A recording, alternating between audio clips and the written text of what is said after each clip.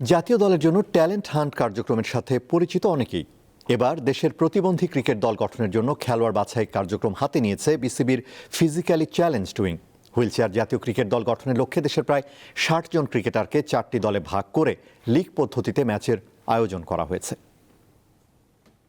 প্রতিবন্ধী মানে প্রতিভাবন্ধী নয়, আমাদেরও মন আছে, মন নামে একটা জগৎ আছে। আমাদের যে প্রতিভা আছে সে প্রতিভা বিকশিত করা যদি পরিবেশটা পাই তাহলে আমরাও প্রকাশ করতে পারবো এবং আমরা সেগুলোই চ্যালেঞ্জিং হিসাবে নিই।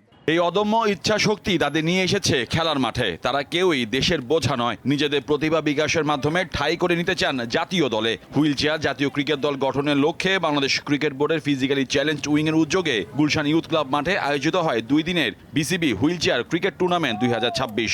প্যারালিম্পিক কমিটি যদি বা বিসিবি যদি আরও উদ্যোগ নিয়ে যদি আমাদের টুর্নামেন্টগুলো আয়োজন করে তাহলে আমরা আরও বেশি বেশি পার্টিসিপেট করতে পারবো। ল্যাংরা প্রতিবন্ধী এরকম কিছু কথা বলে থাকে, ওই কথা থেকে আমরা বাইরে আসতে চেষ্টা করেছি। পদ্মা, মেঘনা, যমুনা ও সুরমা এই 4টি দলের সবাই বিভিন্ন ধরনের শারীরিক প্রতিবন্ধকতার শিকার। যারা ট্যালেন্ট তারা কিন্তু এই যেহেতু একটা বাংলাদেশ ক্রিকেট বোর্ডের আন্ডারে আছে, তো cricket board will have a national team, তাদের ট্যুর হবে, সব কিছুই হবে, লিগ হবে।